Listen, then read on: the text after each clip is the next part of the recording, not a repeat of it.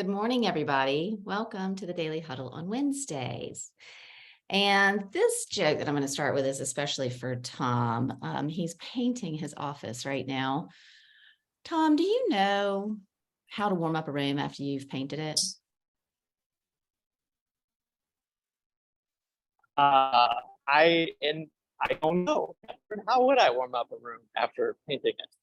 You give it a second coat. Second coat. Oh, ouch. Second coat. I was sure you would know Yeah. that. I was sure you'd have that in the back pocket and come right out with it. You button that up. Yes. Second coat.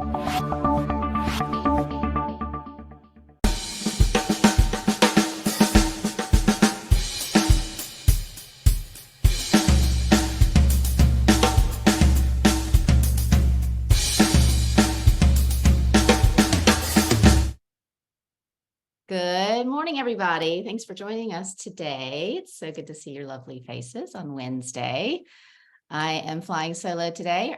My co-host Tara is traveling, but I'm delighted to be with you all. And there's Giovanni. Good morning. And we are going to talk today about how to connect more deeply to your passion and purpose. But before we dive in, I want to get us all present like we do every day on the Daily Huddle and ask a few questions. So I want to start with Stan. Stan, how are you and what are you grateful for? Oh boy, I'm feeling pretty positive today. Positive. I'm positive. And I'm grateful for the Daily Huddle family for having this anchor. That way, that I can every day, start out with and know I'm grounded for the rest of the day. And that really helps. Thank you for this family.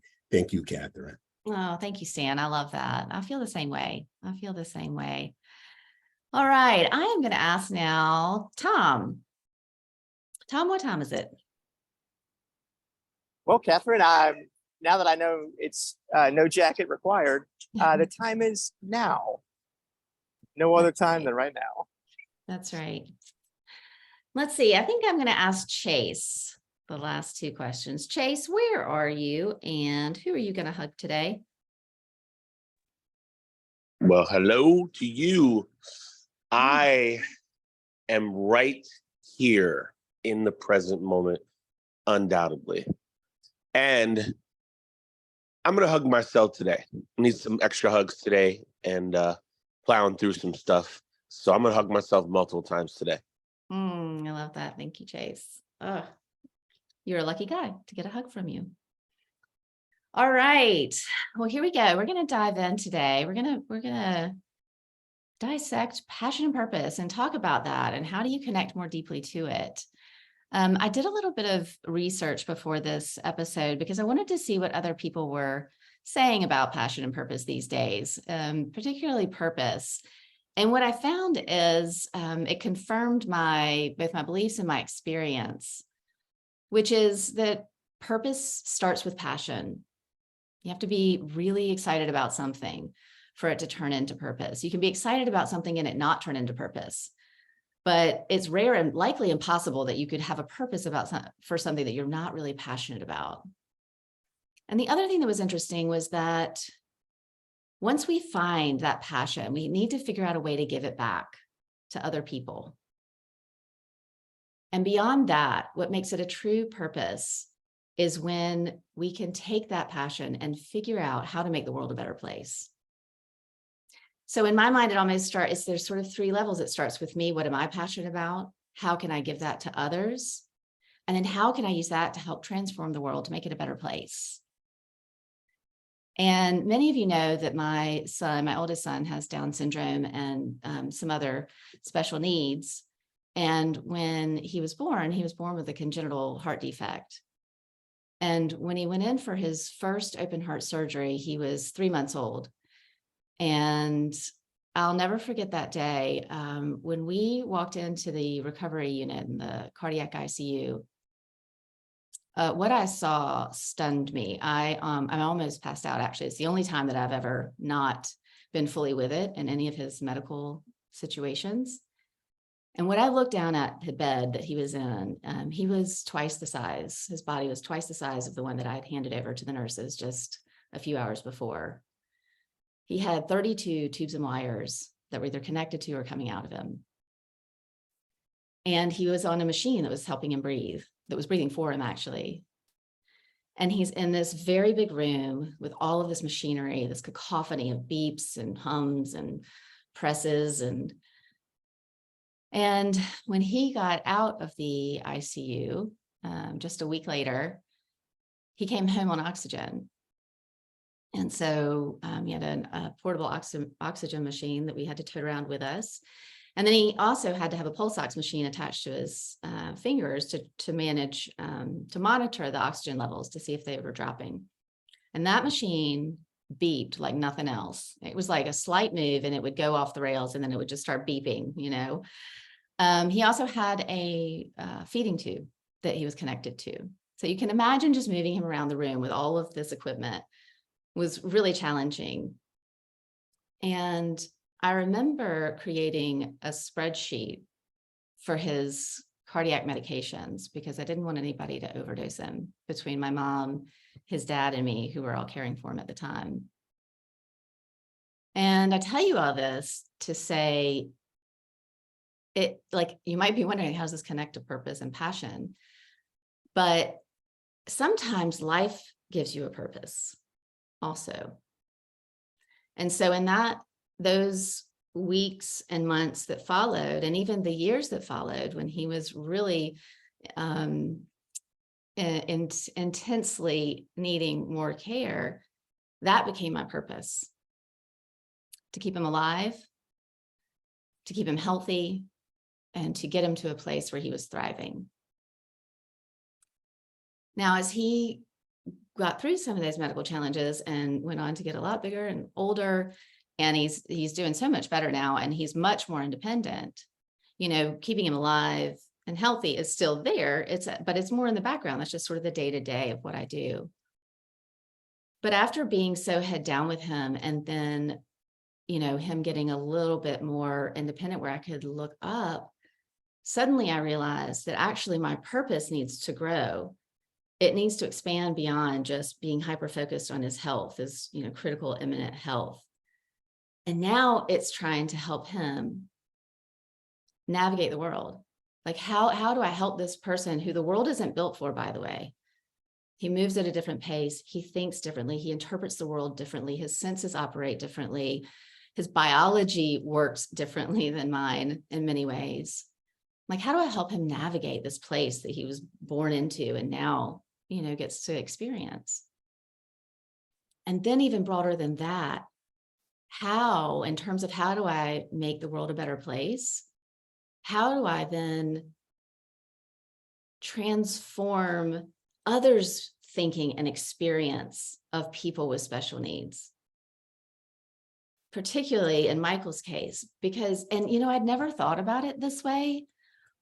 And to be honest, before I had Michael, helping the world better embrace, understand, include people who had special needs wasn't a passion of mine. And it wasn't my purpose. But as this became my life and life happened, it's like, okay, now what do I do with it? And the question is today is, how do we connect more deeply to it? How do we connect more deeply to our passion and purpose? And I'm going to skip over sort of a lot of the real details of how do you find your passion and what is it, for the purpose of this conversation, because passion is something you love, something that just gets you excited when you think about it. And being Michael's mom definitely does that, taking care of him, helping him grow and learn. And then looking at purpose from the perspective of me feeling passionate about something. How do I give that back to somebody else? And now how do I use that to transform the world, the way the world thinks? I can certainly tell you that if I have changed the way any one person, hopefully more than that, sees people who have special needs, who will choose to be more inclusive of somebody, then I know that my purpose is fulfilled, that particular purpose. It's not my only purpose. And so I wanted to actually, so one other thing before we move on, because I want to open this up early to conversation, because I think I just have a feeling that this group particularly has a lot to say about passion and purpose. And how do we connect more deeply to it? The first thing that we need to do is to listen for it. We need to get really present with ourselves. What is it? How do I know? How is it showing up for me? Because with those things, we can start to listen. Like with Michael, it's like, oh, wait, he's now doing well. What do I do now? I've got to listen. Oh, it doesn't feel good just to be super hyper focused on him. He doesn't need that. So now it's like, what feels good now? Oh, I need to help him navigate this world. And I need to help others know how to like include him, open up and broaden so that he can navigate it more easily. So we've got to get really present with ourselves and understand what is it that really does jazz us up. And I think that no matter how connected you are to your passion, like let's say you're an artist or a musician and you're out there, you're doing it for the world, you know you're doing it for people, it changes their lives, it's making the world a better place, bringing more in, more light and joy and love into the world. There is still a way that you can connect more deeply to how are you bringing it? How are you connecting to it? And how are you making it shine even brighter? This morning, we were getting ready for school and we walked my youngest son to school. It's a very long and arduous trek with Michael, who walks very slowly, and it's in the dark through the woods. So we have to go even slower. And on the way back, I was trying to push him along a little bit because I knew we had to get back for the bus. And when we got back, it was about 5 minutes before the bus is coming. And he had had a major bathroom accident. And forgive the particulars here, but it is part of the story. And so I had to change him. He's not fully potty trained, so I had to go change him. And all morning, I've been really focused on just being present with Michael, walking through the woods, seeing him smile, fully on purpose. And in that moment, when it got really rushed, I got really stressed, I fell off of my purpose. I moved fast, I pushed him, I was harsh, all to rush to get out to the bus. And I tell you that because I realized later, I was like, wow, not only does life happen sometimes to show up and show you what your purpose is, it can also show up to show you when you're off and how to connect more deeply to it. Because from here, I can guarantee I will not do that again. I will miss the bus. I will drive him to school, because the way it felt to not help him navigate the world in that moment, but to be the one that was causing friction, I don't want to feel that again. I'm sure that I will, because I'm not perfect, but I had to thank life for that little lesson this morning.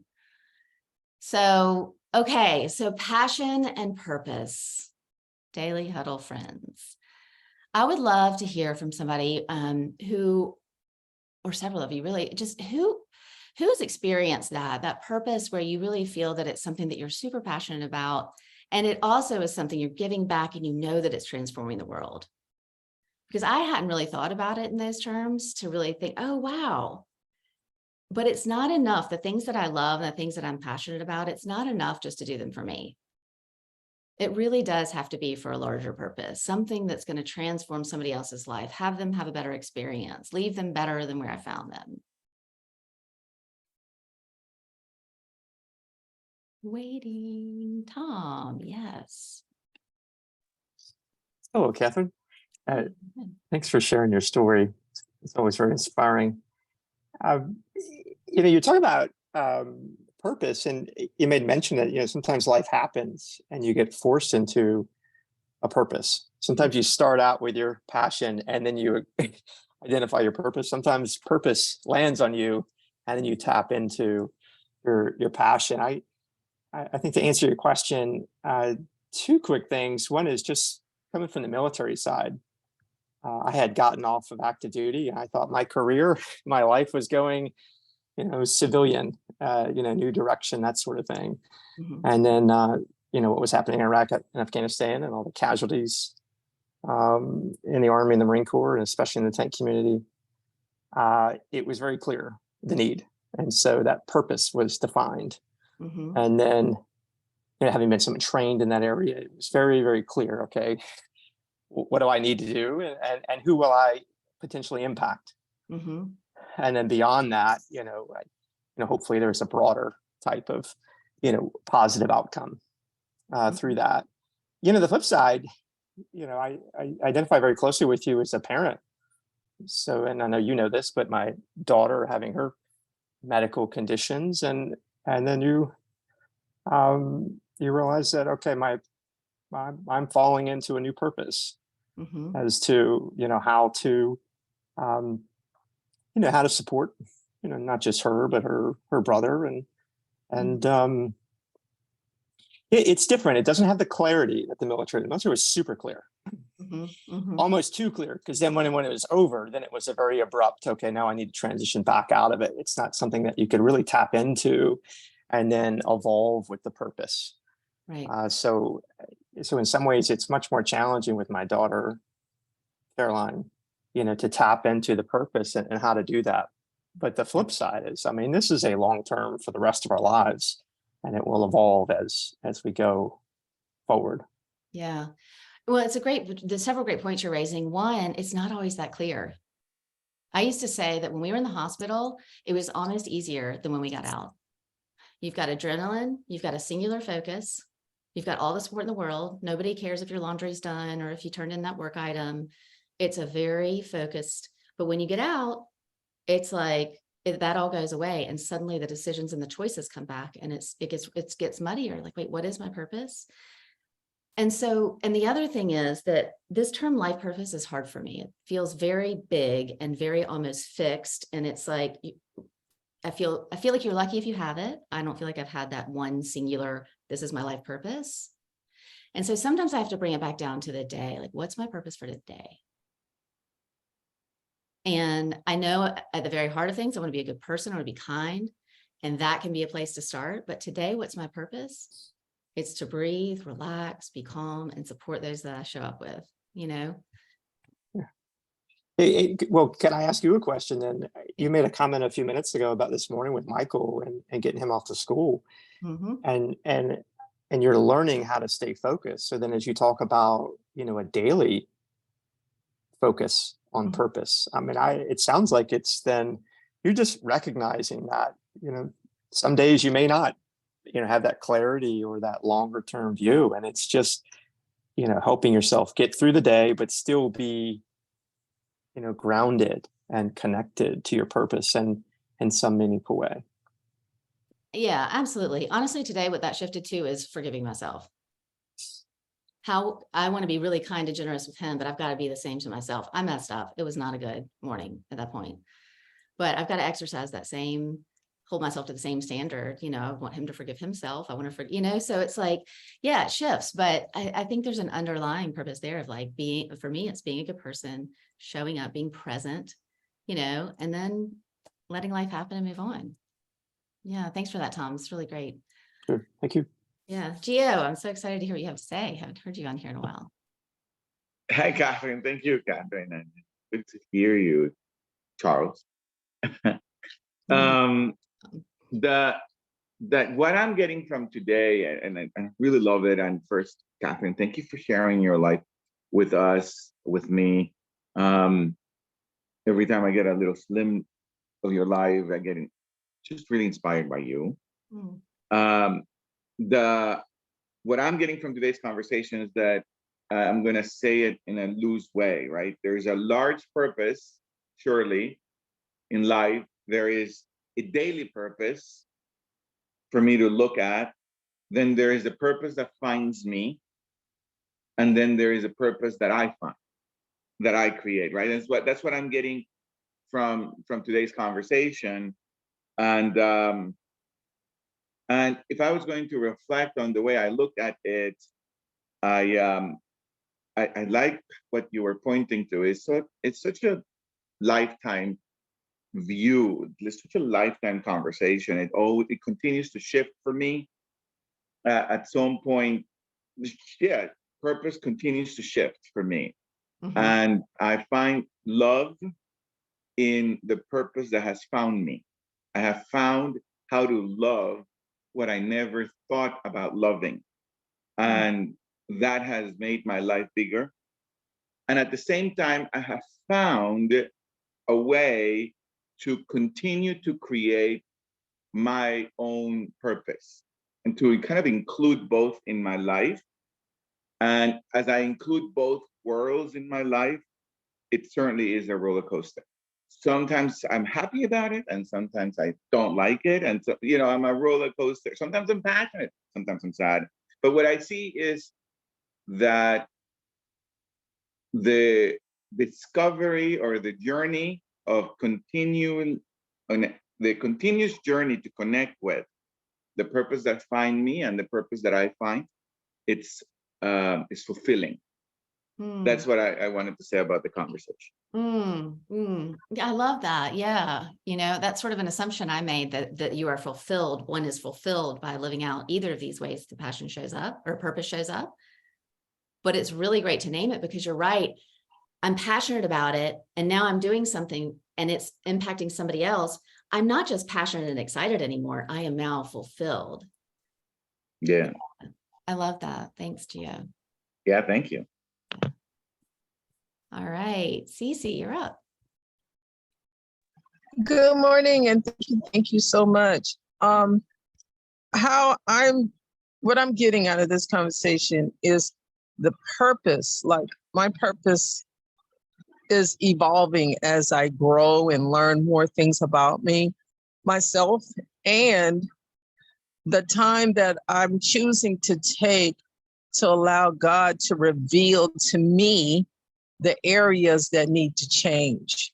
And sometimes the circumstances show me how I react to situations, what's in me. So I am actively choosing to see the invisible things, like attitudes are all invisible.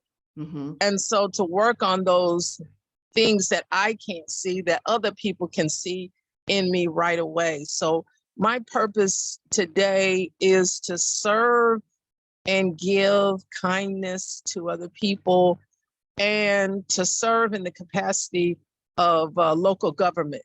That's something I've never done before. So I am running for city council in my city. And this is the first time I've ever put myself up there because I always worked behind the scenes helping other people get to their positions to serve people.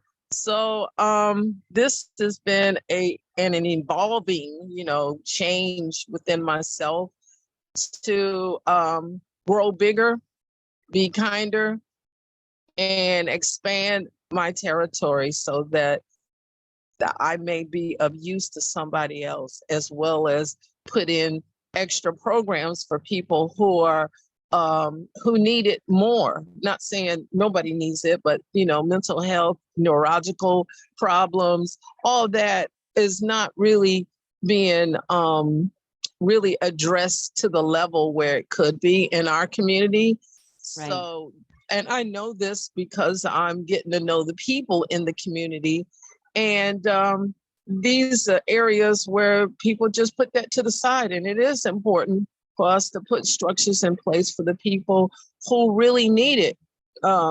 People who have neurological problems, people who have physical problems and disabilities, where that they can be contribution to this world and not be just pushed aside like they just got to be taken care of, because they do have a lot of value that they can add to this world. Okay, and I'll pass. Thank you. You were speaking to something that I'm so passionate about. To hear you say that, it's so true.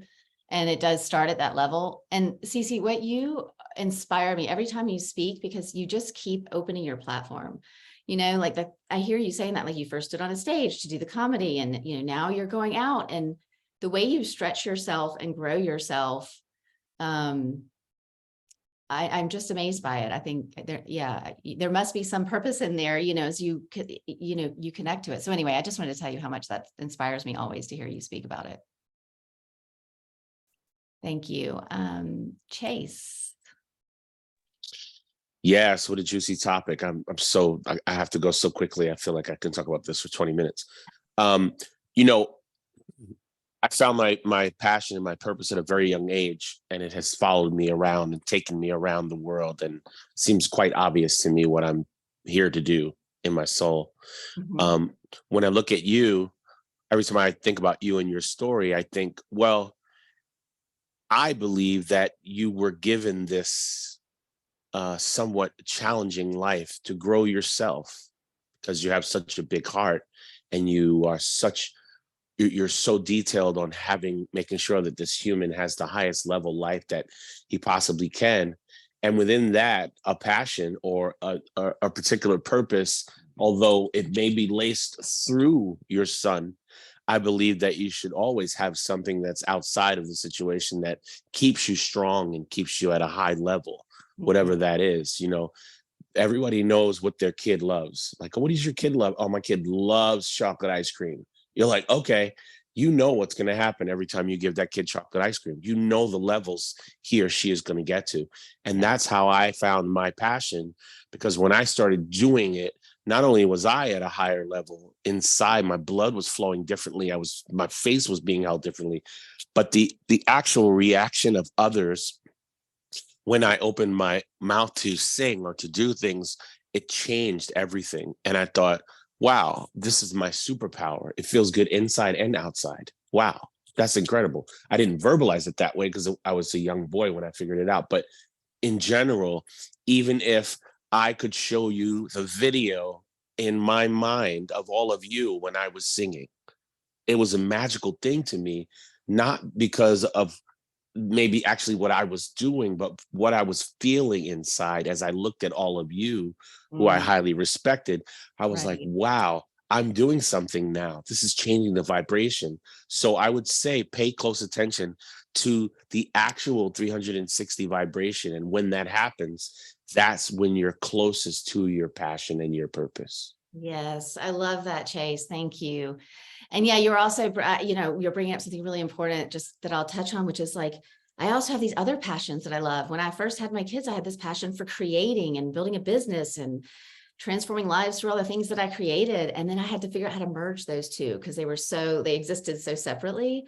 And so again, talk about being fulfilled. I think that was a lot of what Gia was talking about. That is a place that is just magical when you can merge some of these other several purposes together, and passions, and make them work together. So thank you. Oh, what a rich conversation. Florence. Yes. Good morning, everyone. And this is beautiful. I have had that question all my life, and what's the purpose and how do I find my purpose? But last September, I actually got the revelation, and my purpose was to be a healer.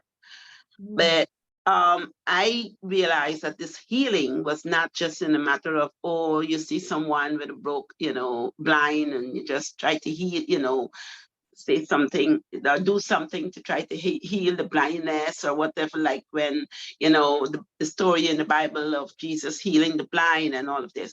It was like a complete healing, like healing in all manner, like, healing physically, healing spiritually, healing in every way. And I said, wow, what a big task. And someone said, oh, this is why you said yes to this incarnation, because you wanted to heal, just see people whole. And but then recently, what has come to me is that that as Chase was talking about the vibration, this vibration is that when I interact with people, I see them as royalty healed, because it was given to me that this healing is from seeing them how they were meant to be. like royal, healed in every way, whole, that seeing them from that position is where the healing really takes place. So right now, I see my mission as so huge, like it's like for the entire planet, like healing.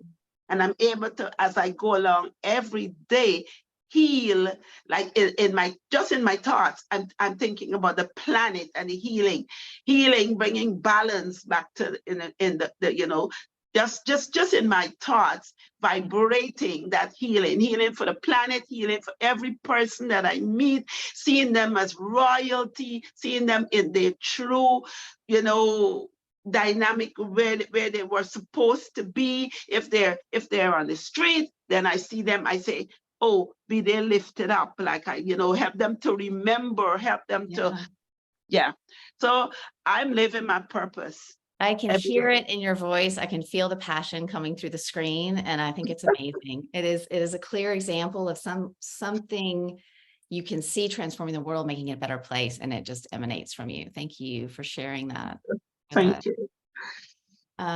So thank you all for this conversation. It really allowed me to delve deeper into where I am with it, and what does this really mean for me, which is such a gift of the Daily Huddle and being a host on here. So thank you for allowing me to share with you and sharing back so that it can just spread more out into the world. And I'll close us out with our 7 tenets. And I always love to start with love. Love those around you, give of your gifts, give of your passion, give of your purpose, your time. Laugh out loud, release those endorphins, and relax and stress less. Eat mostly plants and treat your body with the same love that you give those who are dear to you. Sleep and get your 7 hours, and don't forget to move that body. You've only got one in this lifetime, so make it count. Thank you, everybody. Thank you so much for a great conversation. We'll see you next time on the Daily Huddle. All right. Thank you. Thank See you. Kathryn. Thank you. Thank you so much. Thank you. Thank you. Thank you, everybody. Excellent job. Thank you. Bye.